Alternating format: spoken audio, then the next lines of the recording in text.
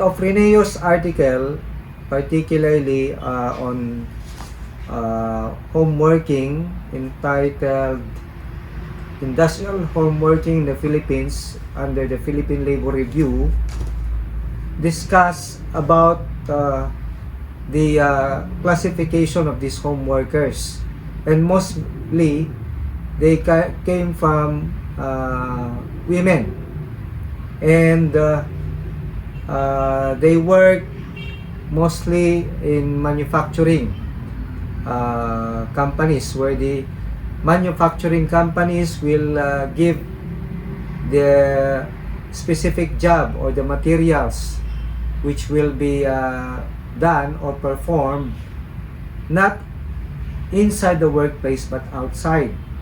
And normally the work is conducted especially at home.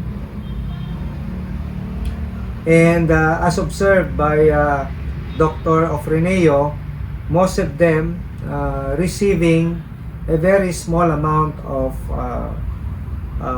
should I call it wage. Okay, and then the labor code, considering that there are very few provisions protecting them, they have very less protection. They don't have SSS, they don't have Pag-ibig, they don't have PhilHealth. In short, home working is not a decent work. So, what will be the remedy the government should provide them in order to protect them, in order to meron just admit na lang. Okay, so the strategy is that we should enact laws that will protect them from any kind of abuses, especially giving them the necessary minimum wage level and even protections, be it monetary or non-monetary benefits, especially the social welfare or health welfare and protection like Pag-ibig, SSS, PhilHealth. Dapat merong specific laws that will be enacted by the government in order to formalize the protection and the rights as a home worker. Okay? Another is to create an institution. Although before there was a some kind of move from the Department of Labor establishing a Bureau of Informal Sector Workers. I was still there at that time as executive assistant to Secretary Patricia Santo Tomas, especially on rural workers. But it was not, although we lobbied with Congress, but it was never passed the plenary. Hanggang committee, pinatay na. So, as of this moment, there is no legislation enacted by Congress to protect these home workers. Okay? Questions? None so far, attorney. Okay, so let's go to ano ba yung susunod? Trajano, the law on and policy framework for home workers in the Philippines. Well, as I have said a while ago, the strategy is to legislate. But as of this moment, there is yet no legislation protecting these home workers. Considering that these informal sector workers, or sometimes we call them as own account workers, does not have necessarily established any employer-employee relationship with the employer or the principal employer. normally when they give, although with instruction, the materials, raw materials which will be performed to become meron pa. Okay. To become a finished material, they cannot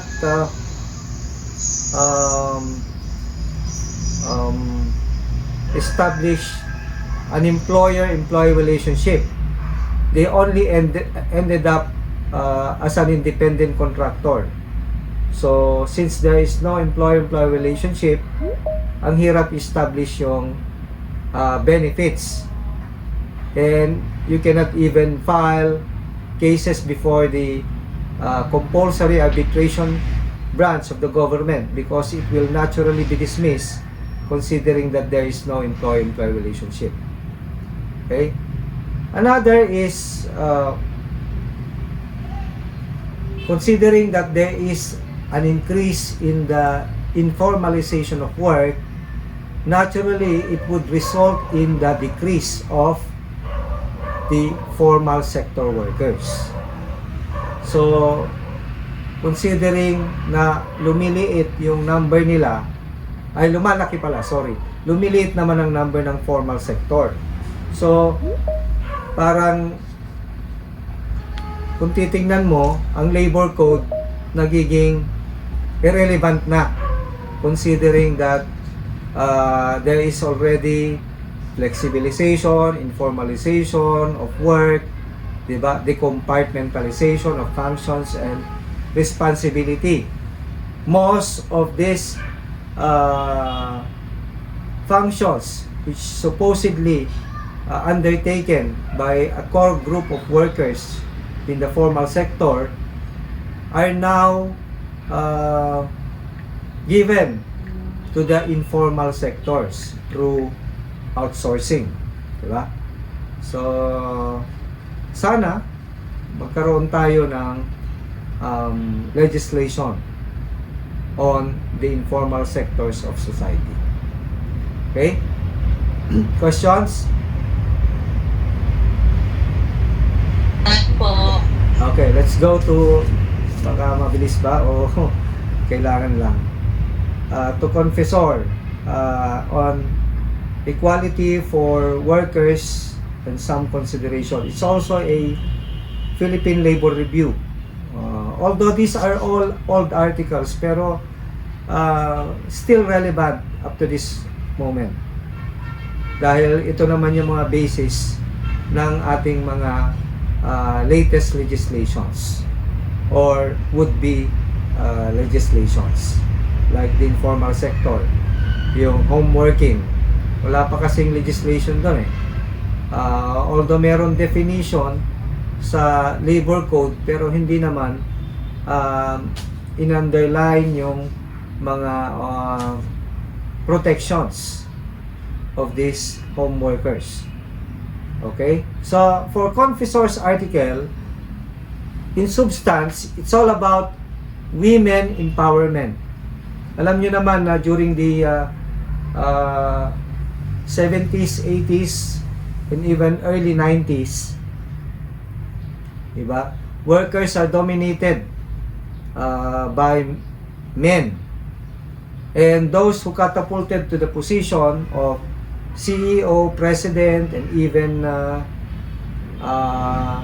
line or front managers or key officials of private companies are mostly male. Kaya yung mga clubs during those times are mostly male clubs, even fraternities, formal fraternities, and so on and so forth. Okay? So,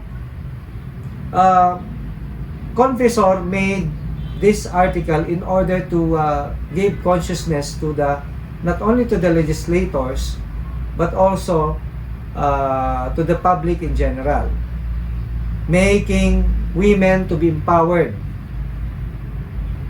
making women to be equal in terms of work opportunities, in terms of studies, scholarship, trainings, and even opportunity for promotions, okay, or being a key officers of the private enterprises.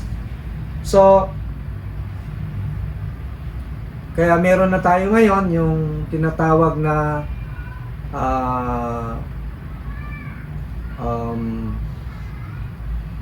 laws protecting women.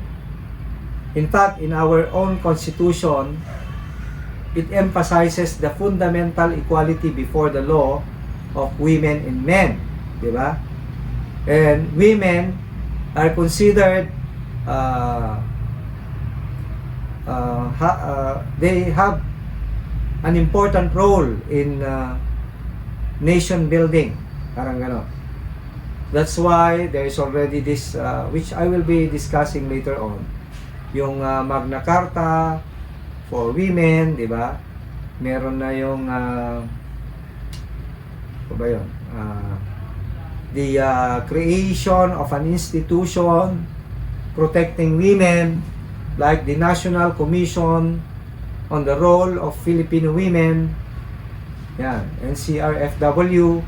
Ito yung nag-spearheaded ng gender awareness and development programs, di ba?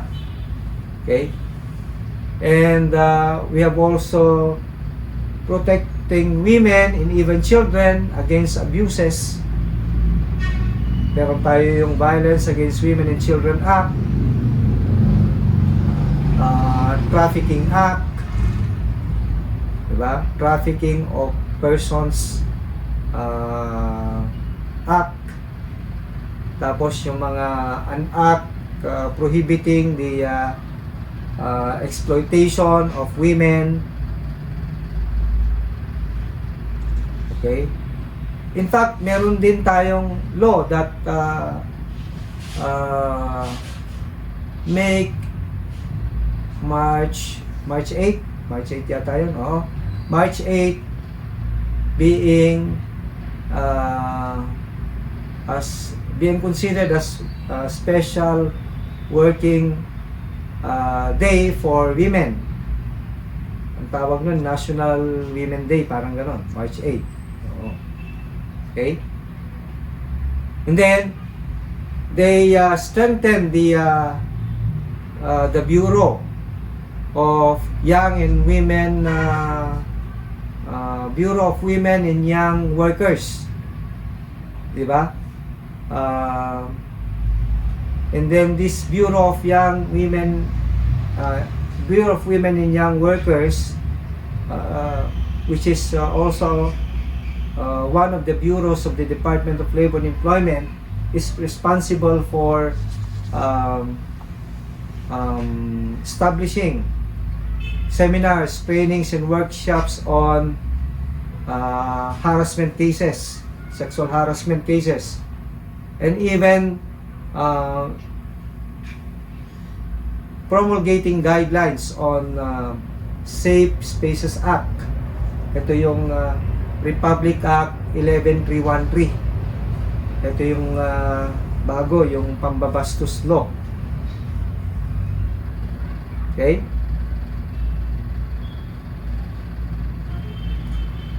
And women are also promoted to have a better jobs, better securities, better health and protections. Okay? In fact, the OSHC also in collaboration with the BWYW and other agencies or instrumentalities protecting women, and they converge with each other to come up with a program or advocacy on protecting women workers in the Philippines. Considering that women are now fully protected, okay, even the benefits, umaabot na rin sila sa rank na CEO, general managers, okay, mostly dominated na ng women. even in the HR sector, di ba? Yung ating People's Management Association of the Philippines. Malapit na tayo magkaroon ng president na babae. Although before, dominated ng male ang presidency ng People's Management Association of the Philippines. Okay? There is also the commission already created on women. And this was in fact pwede natin sabihin dictated or required ng ating International Labor Organization. Were it not for the International Labor Organization, where we are considered signatory, hindi tayo nakakapag ng batas on women. And since we are signatory, pag hindi natin i-comply yung mga declarations nila doon, baka ma-dismember tayo doon, ma-disaffiliate tayo sa ILO. Okay? Okay, so questions so far?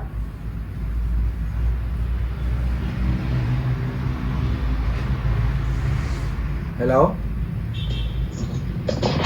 Done po, sir. Wala po, attorney. Okay, so let's go to the articles of Bureau of Women and Young Workers on sexual harassment at the workplace. Okay? So, alam nyo naman yung sexual harassment. Mamaya natin i-define yan kung anong ibig sabihin ng sexual harassment pursuant to Republic Act 7877 or the Anti-Sexual Harassment Act. Okay? In general, when you talk about sexual harassment, okay, it's not just harassment of women. It includes harassment of any person according to, not only according to gender, but according to sexual orientation also.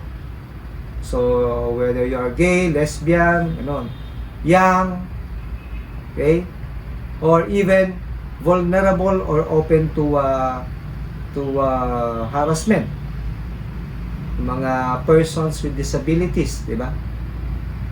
Yung mga senior citizens, whether in product or subject of harassment sila. Okay? According to BWYW, on the article, there are forms of harassment. Ito yung tinatawag na quid pro quo. Ano yung ibig sabihin ng quid pro quo? Parang in exchange for promotion, continued employment, access or easy access to promotion, to scholarship, trainings, or even accommodations to a much easier job. Okay?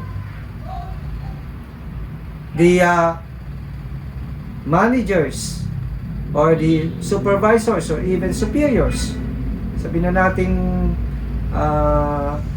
merong ascendancy, a person with ascendancy, with authority, okay, can take advantage of the situation by making or asking sexual favors from the employees concerned. Okay? And according to the study, mostly these are women workers, mga subordinates, are victims of harassment. Okay? Ito yung quid pro quo. Yung iba naman, yung making the environment, whether it's a working environment, a training environment, a educational environment, very hostile, intimidating, or offensive to the worker concerned. So, pag hindi nakakuha ng sexual favor, yung manager, yung supervisor, or anyone who has authority or ascendancy over the person who is who would be the victim of harassment, they will make the environment very hostile to the worker. Okay? Andun yung ostracization, ostracize mo yung subordinate o isolate mo siya, di ba? Or giving him a meager or a menial job. Kahit sumisweldo siya ng malaki pero hindi naman niya na-feel na worth yung trabaho niya kasi very menial yung kanyang job. So that makes the environment hostile or intimidating on his or her part. So yun yung isang way of harassment according to the study. Another is yung verbal. Yung parang ay yung ang tawag nito yung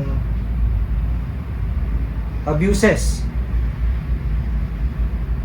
Yung may violence or intimidation na sige, if you will not agree to sex with me, parang ganon, you cannot be promoted, you will not be given opportunities for management training or continued employment, ganyan. Especially in this time of pandemic, kailangan, di ba, para hindi ka ma-float, sige, you should give way to the sexual innuendos that the supervisor, the manager, or any person with authority. Otherwise, you will be siguro you will be under floating status for a while. Even though not exceeding 6 months, medyo mahirap din yun pag wala kang trabaho. On float ka for 6 months, di ba? So, yun yung mga particular abuses. Or even yung tinatawag na sa BAUSI, yung classification of abuses. It can be physical, okay, emotional, psychological, social, or even economic or financial abuses. Okay? Okay. Sexual harassment can be qualified into siyempre, iba-iba yung behavior na nagmamanifest sa superior over subordinate. Through physical, like what I told you, yung mga touching, yung being close unnecessarily to the worker, di ba? Kunwari, close pero hindi naman. Gusto lang maka-chancing or something, di ba? Or even resort into violence. Yung pipilitin na yung worker. Okay? Or verbal. Ano ba yung manifestation ng verbal? Making comments even through the use of internet, di ba? Sa Facebook, yung nagsisimula yung uso ngayon. Kasi I'm in litigation. Private practitioner po kasi ako, kaya normally meron yung mga violation of Republic Act 10175. Ano to? Ito yung cyber libel, di ba? Under cybercrime law. Okay? So pinapatulan yan ng prosecutor. Pag sinabi kong pinapatulan ng prosecutor yan, pag nag-file ka ng cyber libel sa fiscal, para hindi mahirapan yung fiscal, ang gagawin na lang niya, considering that we only determine, kasi naging fiscal din ako dati, probable cause. So there is a belief to engender a well-grounded belief that the crime was indeed committed or has been committed. So file na lang namin, di ba? Parang baliktad yata, di ba? In case of doubt, dapat dismiss mo yon, di ba? For lack of probable cause. Pero since para hindi mahirapan, no? Pasa mo na lang sa korte, bahala na yung korte. Although the court may eventually dismiss that or quash the information or pwede rin mag-push yan, baka eventually ma-acquit din naman. Pero syempre yung time na na-spend mo dito for defending yourself or the cause, the engagement of a lawyer, medyo marami ng prejudice laban sa'yo. Okay? Okay. Another is non-verbal. Ito naman yung halimbawa, just like what we're doing now. May online training tayo o online classes, and then may nagpa-flash dyan na mga sex organ or anything irrelevant naman sa topic, just to send the message to the subordinate that you're inviting him or her for sexual favor. Yan yung mga non-verbal. Okay? Or using flowery words which tantamount to sexual abuses, sexual invitation. Yan yung mga other modes or ways of sexual harassment. Okay?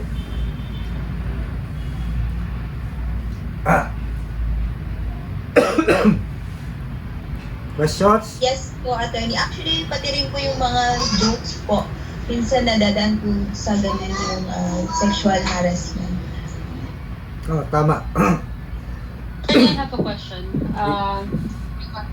Dun sa, di ba sabi nyo, if it's gonna be the superior who is doing like yung mga sexual innuendo sa kanyang sabot, automatic sa sexual harassment. What if boss ka, babae, or sabihin natin lalaki, and then you don't feel comfortable kasi yung subordinate mo sobrang, say, nagpo-flaunt ng and obviously giving you signs of and you don't feel confident, like you don't feel comfortable about it.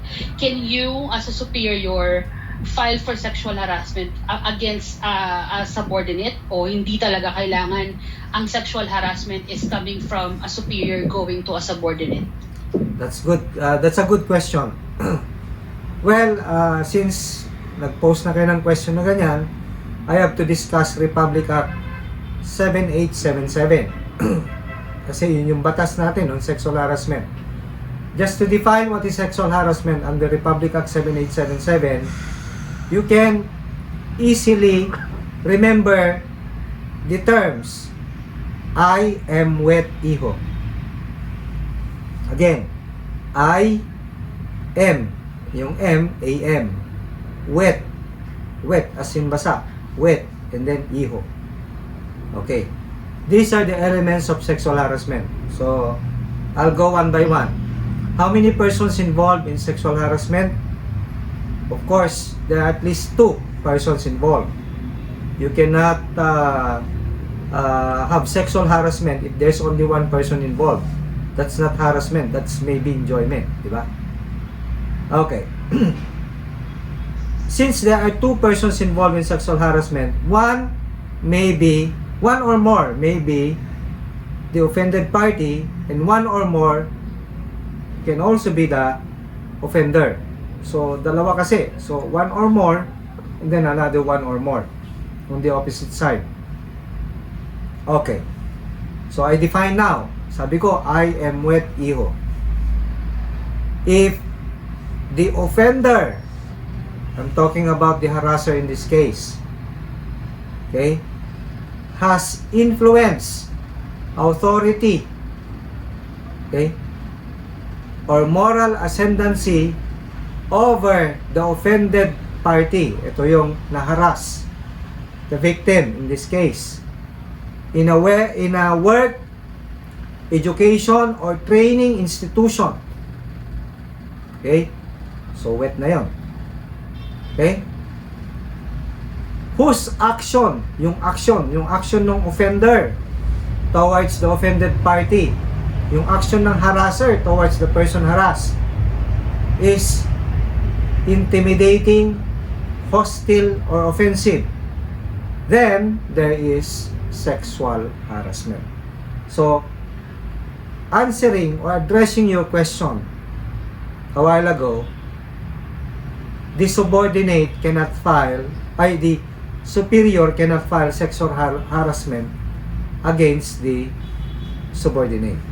Kasi kailangan merong authority, okay, influence, or moral ascendancy. Okay? So in short, sir, if say I'm the superior, tapos lalaki ako, tapos kasi pag babae kasi meron na possibly na siya, 'di ba, discrimination against women or VAUSI. Pero kung sakasakali lalaki ako, superior, and I don't feel comfortable with that, in case na magfa-file ako, say admin case lang sa office, you cannot file sexual harassment, but you can just file insubordination. Hindi What naman. basis can the superior file, or what ano ang disciplinary action, ano ang mabibreak na rule, under which disciplinary action can that Okay. subordinate break, di ba, sir, para makapag ito corrective action? Yes. Sige. There are also crimes, or we call it felonies, under the revised penal code.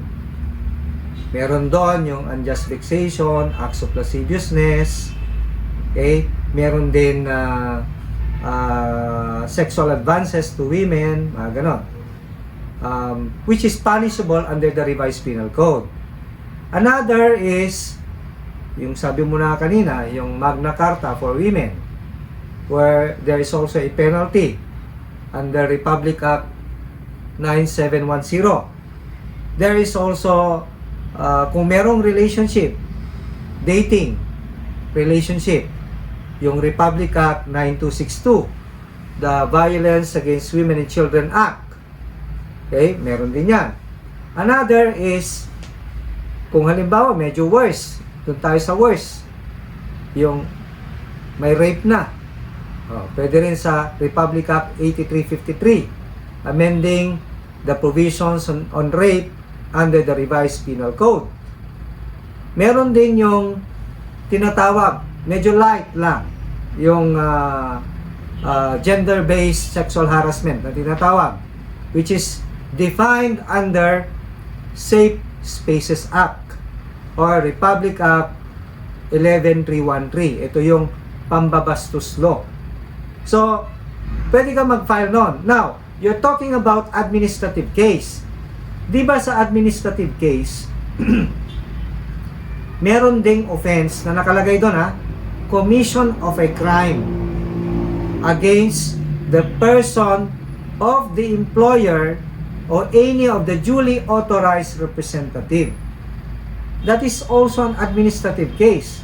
So, depending on the gravity of the offense committed, pwede rin ma-dismiss yung subordinate on this aspect or on this ground.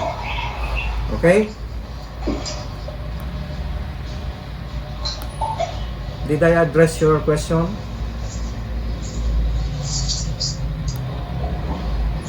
Hello? Hello?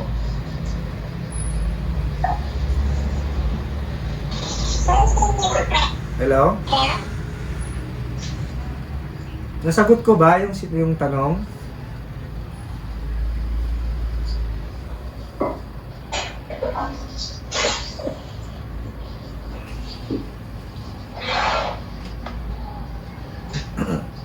Hello?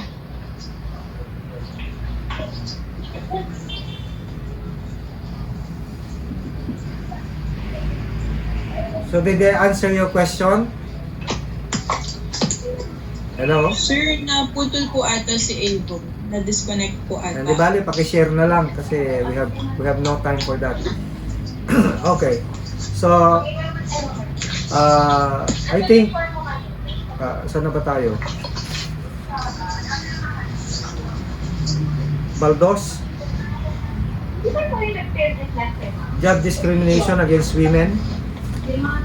Tapos na ba yon? Hindi pa.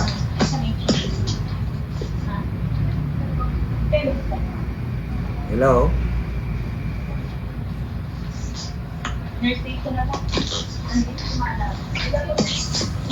Hello?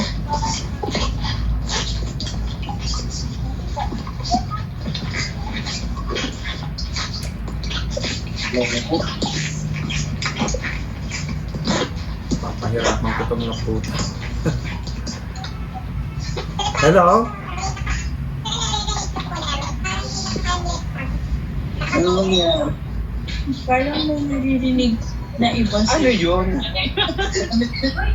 Ano yun? Hello? Hello? Hello? Sir, narinig po namin kayo. Narinig niyo po kami. Hindi, wala kasing sumasagot eh. Kung Sir, naririnig po namin pero Narinig po parang namin may kayo. nagsasalita. Parang wala kasing sumasagot sa akin kung Iba pong iba pong boses na. I don't know, baka hindi naka-mute yun eh. Anyway, Sir, yung Baldos ba na discuss na natin, di ba? Because it was cut Opo, short sir. by a question. hindi pa po attorney. Okay, so let's go to Baldos.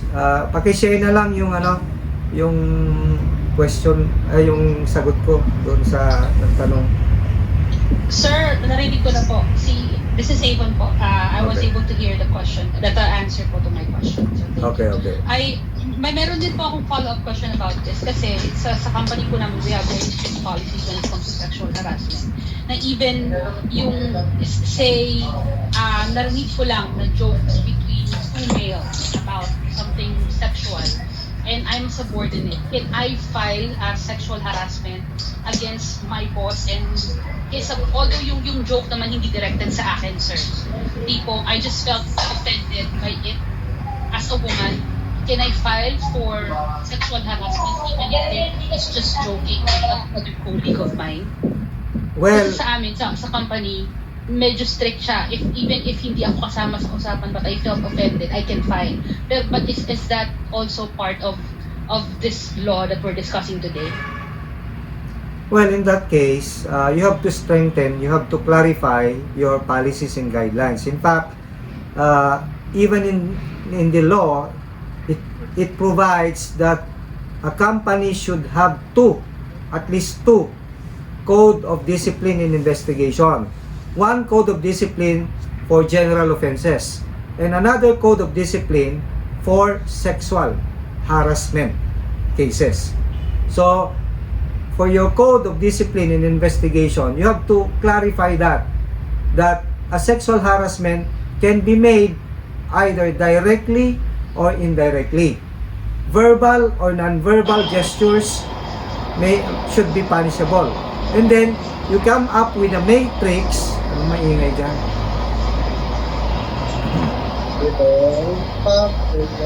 You come up with a matrix stating yung level or gravity ng offense. Doon, pwede naman sa una, siguro, first degree, doon sa 1 to 30 day suspension. The second degree would be dismissal from service. Yeah. Basta importante nakalagay 'yon sa sa policies and guidelines nyo, dun sa company personal policies, which is a separate code of discipline and investigation from your general offenses. Kung nakalagay doon, then pwede mong kasuhan yan administratively through non-verbal tsaka indirect act. Okay? Another, kung medyo slight nga, like what I told you a while ago, napaka-slight, like yung pambabastos lang, when tinatawag na gender-based, yung mga catcalling, sex slurs, misogynistic, homophobic, or any other kind of gender-based harassment, yung teasing, something like that, or even display of your organ without necessarily touching it to the person concerned. Dinisplay mo lang pero na-offend siya, that is already tantamount to sexual harassment. Although this is under violation of Republic Act 11313, otherwise known as Safe Spaces Act on Gender-Based sexual harassment. Okay?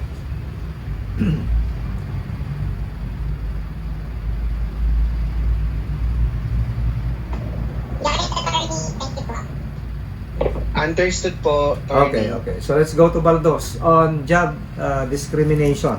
On job discrimination, according to Baldos, there is lack of access to labor market, especially women and young workers.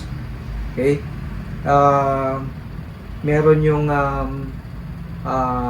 tawag nun na male workers are mostly preferred to be given opportunities for our labor market. Parang ganon. And considering that there is lack of access of these women and young workers, legislation should be made to protect these women and young workers against discrimination. Another problem that identified by Administrator Baldos, she used to be administrator of POEA, the Philippine Overseas Employment Administration, is the wage gap. Yung wage gap, mas kahit pareho yung job nung male at saka women worker, magkaiba yung may malaki ang diferensya nila. Although compliant naman sa minimum wage, pero malaki yung pagkakaiba. Okay? That's another problem identified by Secretary Baldos. Another is yung tinatawag na glass ceiling. I don't know if you're familiar with the term glass ceiling. Yung the glass itself, there's a ceiling. Wherein the opportunities for promotion, elevation to the position of young and women workers are very, very minimal compared to male workers. Okay? So, since male-dominated during the 90s, early 90s, yung higher positions in the private sector. Okay? So, ayaw nilang mahaluan ng babae, parang ganon. So, ang ginagawa nila, pinofrustrate nila yung mga women or female workers to have opportunities for management training in order to train them to become managers or supervisors sooner. Okay? So, ano yung remedies or strategies according to Baldos? So dapat meron tayo laws that will protect these workers. Ito na nga yung mga susunod na law na i-discuss ko, yung Republic Act 6725, okay? Republic Act 7192, Republic Act 9710, Republic Act 10151. So ito yung mga non-discrimination law against women. Okay? Another is yung creation of National Commission on the Role of Filipino Women, Magna Carta for Women, di ba? Ito din yung violence against women, night workers prohibition. Okay? Which is very effective yung article ni Baldos, kaya meron tayong mga enacted laws like Republic Act 6725, Republic Act 7192, Republic Act o ba yung iba? 9710, Republic Act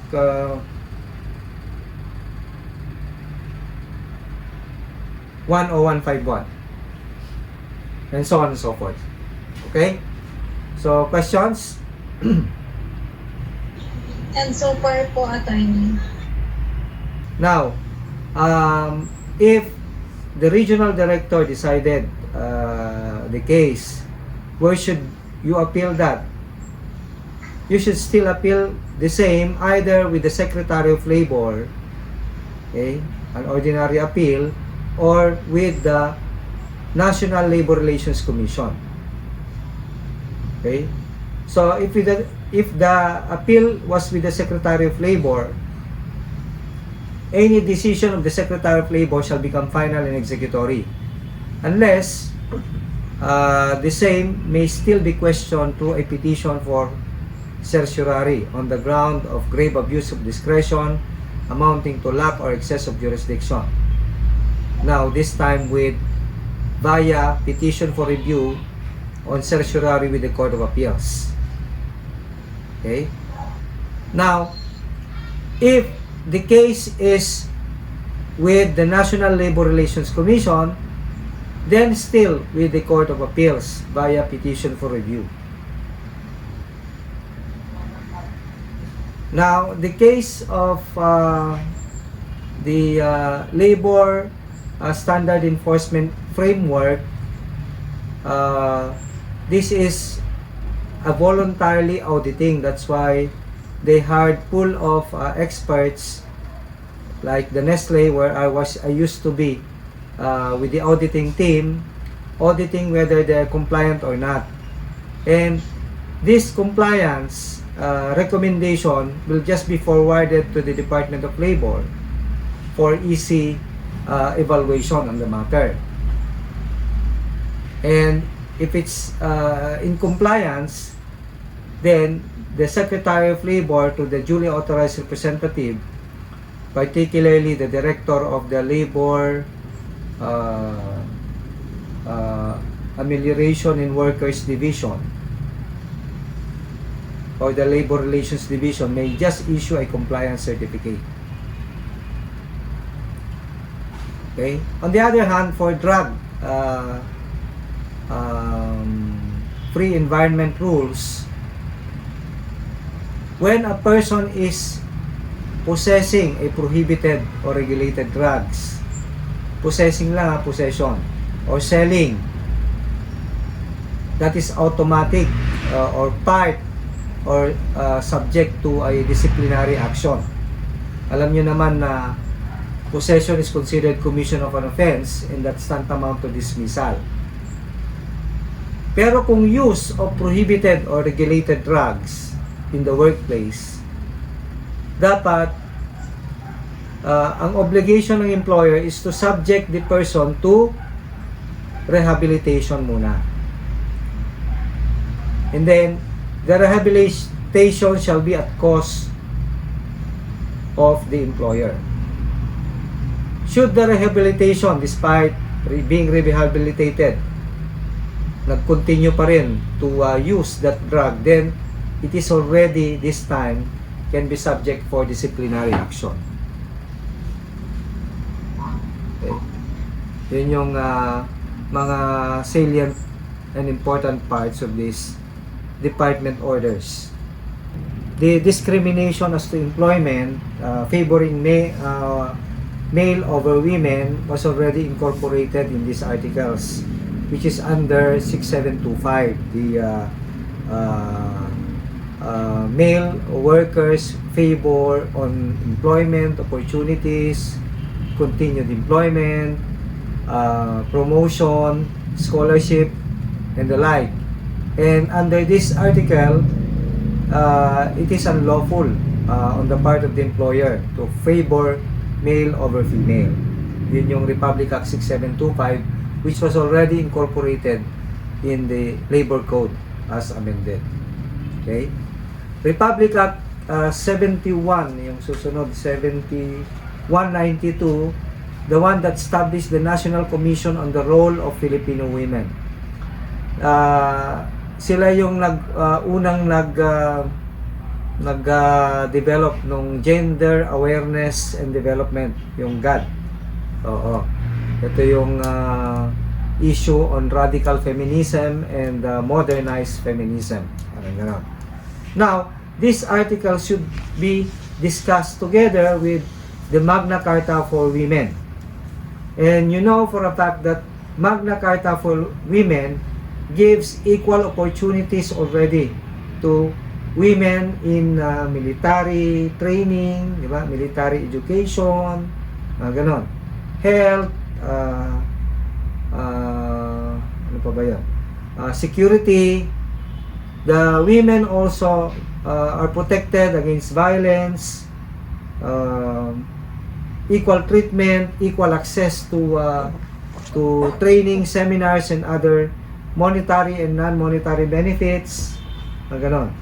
Even in sports, na dati mostly dominated by men, ngayon pwede na yung mga female.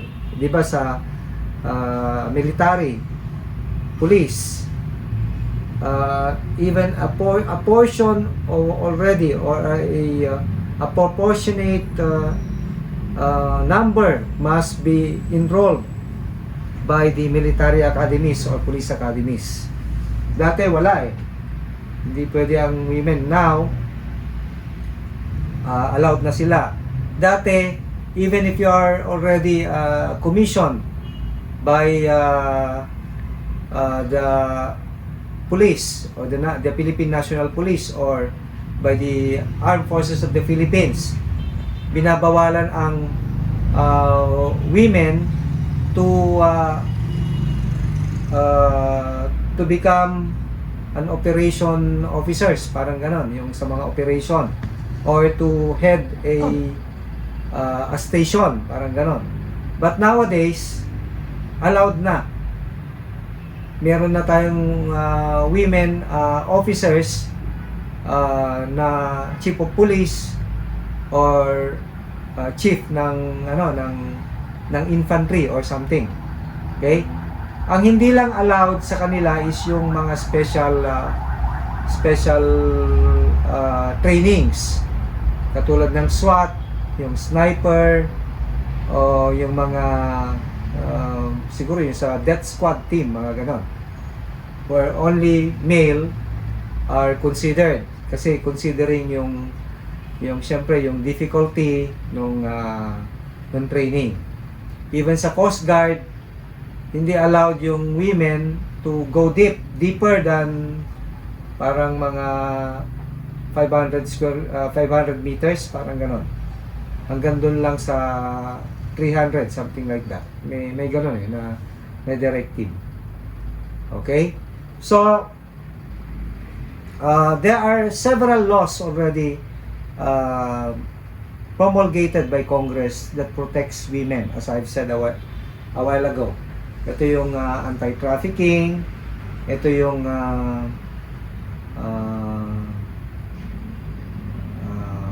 mga providing special accommodation to women, specially benefit, 'di ba, yung because of gynecological disorder, meron na silang 2 months, not more than 2 months benefit in case there are gynecological disorders, like they will be subjected to operation like curettage, ganon, or even necessary removal of benign or cyst or anything, except of course if they will subject themselves to aesthetic surgery, yung mga like AP repair, vaginal repair, hindi pwede yun. Hindi kasali yun sa gynecological disorder, hindi kasali yun sa leave. Okay? So, Republic Act, yung susunod, 10151 deals with the night work prohibition. Actually, it's not a prohibition but regulation, where the worker, any worker, pwede gay, lesbian, and preferably female workers, before being assigned to night shift or graveyard shift, they must be subjected to assessment by a certified physician or accredited physician, company physician. And in case there are disagreements between the company accredited physician and the family physician, the person concerned will be assessed by the government physician. Whatever be the decision of the physician, whether he or she is fit to work for graveyard shift, the decision of the government physician is final. Okay? So, if the assessment would say that he or she is disqualified for a graveyard shift, so the employer is constrained to transfer or to assign the person to a day shift, okay, with a substantially equivalent position, remuneration, earnings, and monetary benefits. So, walang bawas, walang labis, walang kulang. Any violation of the same will be subjected the employer to fine to 30,000 yata to 50,000 pesos, or an imprisonment of the directors, officers of the company to not less than 6 months. Okay? With respect to the Batas Kasambahay, which was earlier discussed by Avon a while ago, so I will not deal that matter anymore. Although yung ibang salient features like kailangan na ng written employment contract, which is normally done sa formal sector workers, so sa kasambahay meron na rin yung ganon. Required na rin sila na i-provide ng separate quarters o separate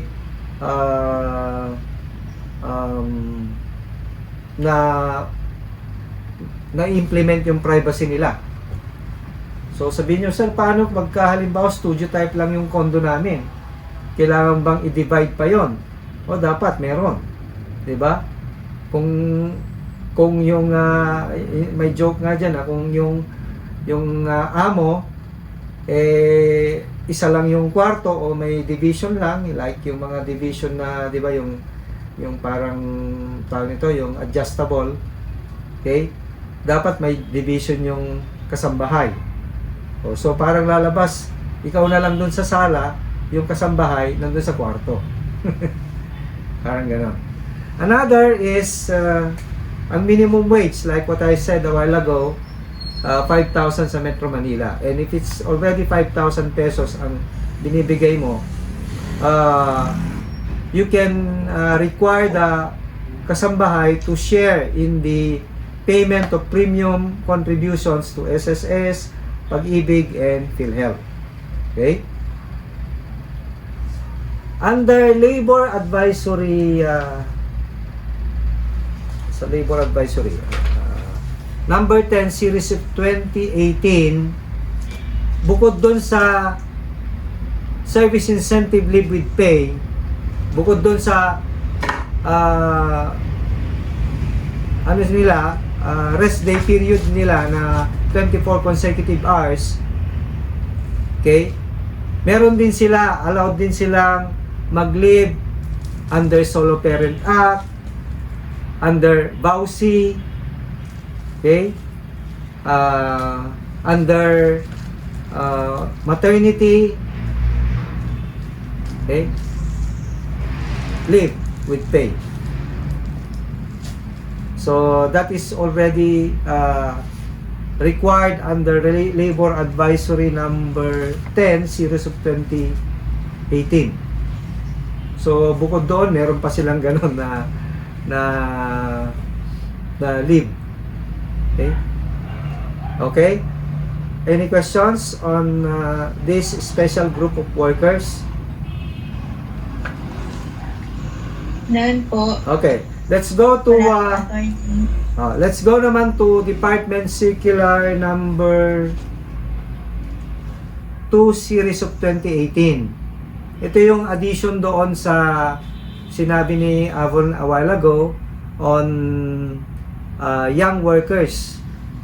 Okay, yung mga below 15 at saka below above 15 but below 18, especially in the entertainment industry during pandemic time. So ano yung mga regulations or prohibitions? So you cannot employ worker, especially young worker, even in the entertainment industry, to conduct shooting, photo ops, recording outside the home or place of abode of the child. Okay? So it can only be conducted inside the home of the child. Okay? Now, for below 15, kailangan ng supervision ng parents or an adult family member in the absence of the parents. Okay? Another important feature is that only limited number of staff, production staff, are required to go inside.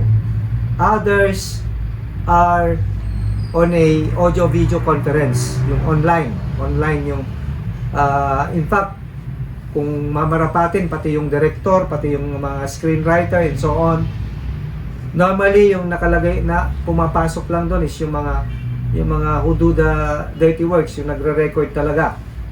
Anong tawag doon? Yung screen player, parang gano'n. Yung cameraman, camera woman. So yun lang. Siguro pwede rin yung director pero may distancing. And all the props and the materials used for the child shall be strictly sanitized, purified. Okay? The production staff, particularly the employer, must obtain first permit from the Department of Labor and Employment.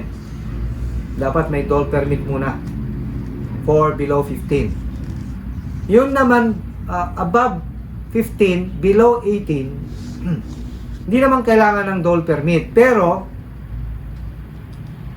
the staff must have a plan, yung protocol plan, observing health and sanitation protocols, which is provided under DOLE DTI guidelines and its supplements dated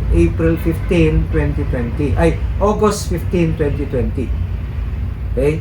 So dapat yung plans nila and programs of activities be done or approved by the Department of Labor and Employment. Okay? So this is the department circular. Okay, let's go to sexual harassment. Although I discussed some of the articles already on sexual harassment, I already defined what is sexual harassment under Republic Act 7877. So again, I repeat, the elements of sexual harassment is I am wet iho. When you say I am wet iho, there are two personalities involved, at least two. One or more offended party and one or more offender or the harasser. Okay? So again, I define it. When the harasser or the offender has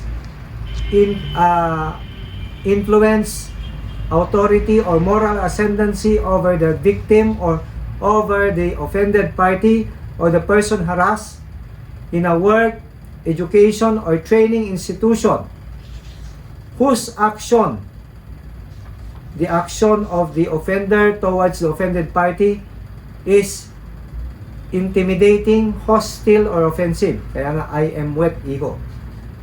Then there is sexual harassment.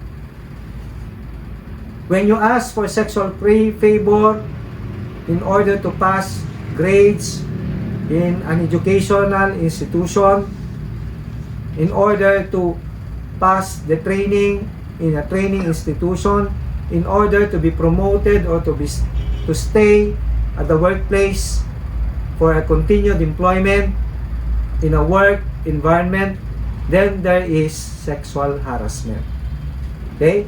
The harassment can be made, okay, either as a quid pro quo, okay, as a condition for employment, training, accommodation, or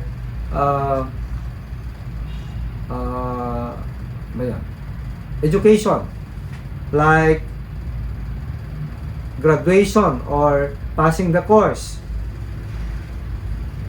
Okay, there is already sexual harassment. Another very important feature of sexual harassment is the perception of the offended party. Imagine kung ano yung feel ng offended party na sexually harass siya, then still there is sexual harassment. So medyo may bias talaga yung sexual harassment law. Okay? So the victim can either male or female, so long as there is ascendancy, authority, or influence over the victim. Okay?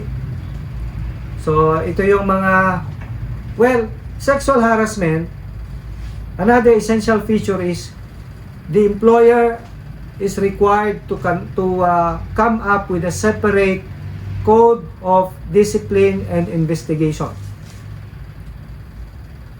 A separate and distinct from the ordinary code of discipline and investigation. Yung ordinary code on general offenses, meron pa dapat iba na code on sexual harassment. Okay? In relation to Republic Act 11313, otherwise known as the Safe Spaces Act, there are also other cases of sexual harassment, a gender-based sexual harassment, like yung mga sexist slurs, catcalling, whistleblowing, showing of private parts, either made online or face-to-face, mga ganyan. This will fall under Safe Spaces Act or 11313. Okay? So, unless you have questions on sexual harassment, let's go further to Republic Act 8187 on paternity leave. Any questions?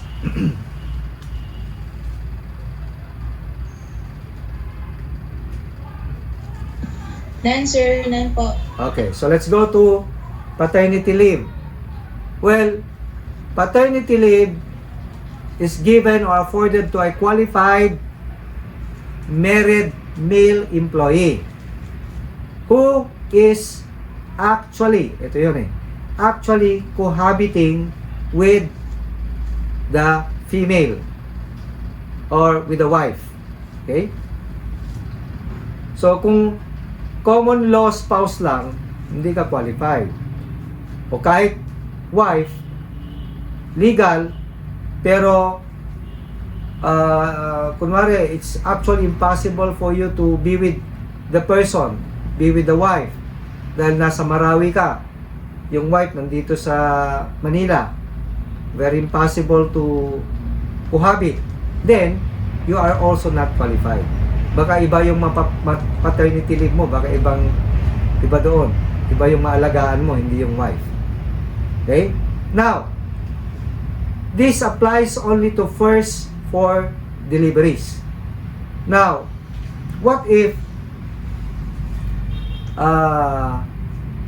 yung husband is a Muslim, meron siyang 4 na asawa, kasi di ba entitled sila sa ng 4 hanggang 4. Okay, how will you treat the paternity leave? You treat it same pa rin for 4 deliveries lang. Okay? Ngayon, Kung kanino niya i-apply yon, kunwari, i-apply niya yon, tigi-isa sa 4 na wife, fine. O i-apply niya yon dun sa pinakahuli, yung 4th wife, kasi yun yung mas love niya, fine. Pero hanggang 4 lang. Hindi pwedeng sa 4, tigi-4 sila, di parang 16 yon. It's just like encouraging people to become Muslim. So hanggang 4 lang din. Okay? Okay, any questions? Wala po, attorney. Okay, so let's go to solo parent. Sino yung mga solo parent? You become a solo parent when your other partner dies, di ba? Or when there is a nullity of marriage, when there is an annulment of marriage, when there is a separation in fact, or we call it separation de facto, di ba? When there is separation, not legal separation, but separation on bed and board, okay? And you have your own dependents. Kunwari, naghati kayo ng dependents, di ba? So you can still be solo parent. In order to be qualified as a solo parent and to get this 7 working days solo parent leave, you must apply for a solo parent ID. Kailangan may certification sa barangay para yung local DSWD will give you or afford you with a solo parent ID. So no solo parent ID, no leave. No solo parent leave. Okay? If you are victim of rape, so syempre, solo parent ka pa rin kahit yung offender, yung accused, was already incarcerated, di ba? When you are adopting a child, you also become a solo parent. Okay?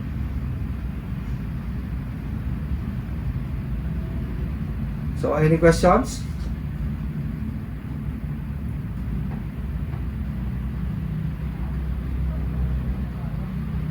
Questions?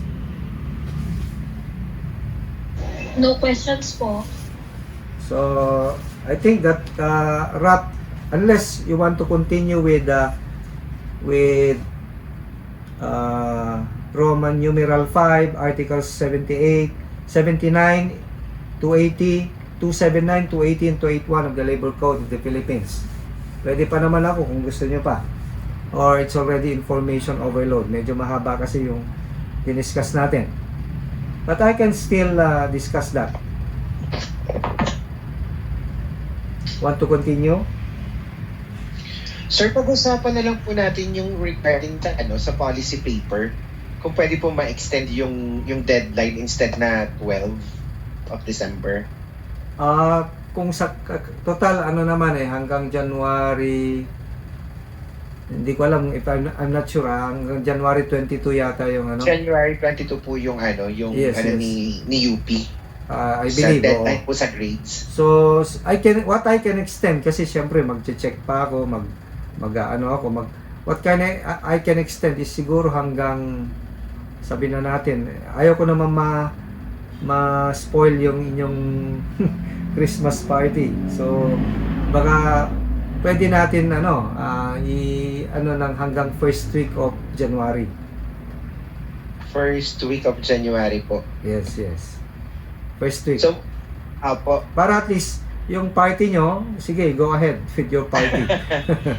Okay. So let's say po sir, siya, January 9, po pwede po ba yun? It's a Saturday po. Yes. Basta yung week na yun, after Apo. the party. January 9 po. Okay po. Thank you po sir. Yung lang yan, yung policy paper. Kasi Apo. the examination will be on December 17 yata yun. You add more. Basta 17 o 18. I'm not Pero yung third Saturday, parang ganun. December 17 yata yun. 19 po sir. 19 yun. That is our final exam. Ano po siya, sir? It's Kung kaya- it's a parang have you seen a comprehensive exam? Hindi pa. Hindi pa po, sir. Yung dati, yung Hindi pa dating po. yung kinandak last time. Ano siya? Sit down din pero through audio video rin. Yung everybody will have their camera, parang open yung camera, and then I will conduct the exam, parang gano'n. It's just like ang iba lang ngayon is siyempre hindi naka-open yung camera nyo kasi I'm the one lecturing. Pero this time if it's an examination, open lahat yung camera natin. Okay po. Noted It's po, a sir. sit-down examination. It's 2 mandatory questions, and then I'll ask you to choose 2 out of 4 optional questions. So, all in all questions that has to be answered are 4 questions. Okay po. Noted po. Attorney, kailangan po ba kabisado yung mga Republic Act? Actually, even sa bar examination, you can ask Walter about that na hindi naman sinasite yon. As long as you cite it in substance, yung nilalaman ng Republic Act o kung ano man yon, articles, whether it's an article or a law, okay na yon. Kasi pagka nag-cite ka ng law o Republic Act, mali, eh kahit tama yung sinabi mong substance, mali yung Republic Act, ano yon, parang death penalty yon, mali pa rin. So better, if I may suggest, when you cite a law, don't cite siguro kung sure na sure kayo, but if you're not sure, pero better not to cite anything. Pwede naman sabihin nyo under the law, diba? Then you can cite in substance the applicable law under jurisprudence, or in a case decided by the Supreme Court, in substance the Supreme Court pronounced that, parang ganon. Okay naman yon, walang problema yon sa akin. Or in one of the articles assigned to us, or even in other articles which is substantially similar to the article assigned to us, it says that, mga ganon, something like that. Sir, yung topics, ibigay yung topics. Yung Topics ng exam, may ah, parang topic kayo siyempre, ba tayo? yung labor stand. Itong, kaya ako tinatapos para walang ano we need to finish this para the topics will come from all these subjects that I discussed or reported. Okay, thank you. Okay, so, To wrap up po, sorry, kasi medyo lang garble yung internet ko. okay. Yung policy paper is when po, tsaka yung exam is when? Exam will be on December 19 yata, sabi Saturday. Okay Then po. the deadline of policy paper, sabi ko kasi Saturday, January 9. January 9. January 9. Okay. Clear po. Thank you po. Okay? So, before we part ways, let's have picture as evidence.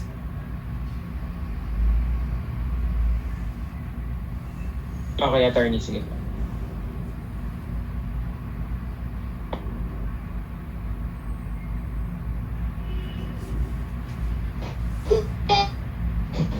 Okay.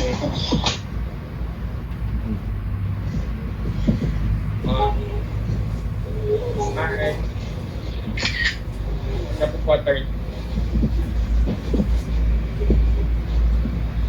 1, 2, 3, smile. Okay po. Thank you. And see you next week again. Oh, happy weekend. Happy weekend. Thank you. Thank you po, Thank you. attorney. Thank you, Leslie. Bye-bye. Ingat. Okay.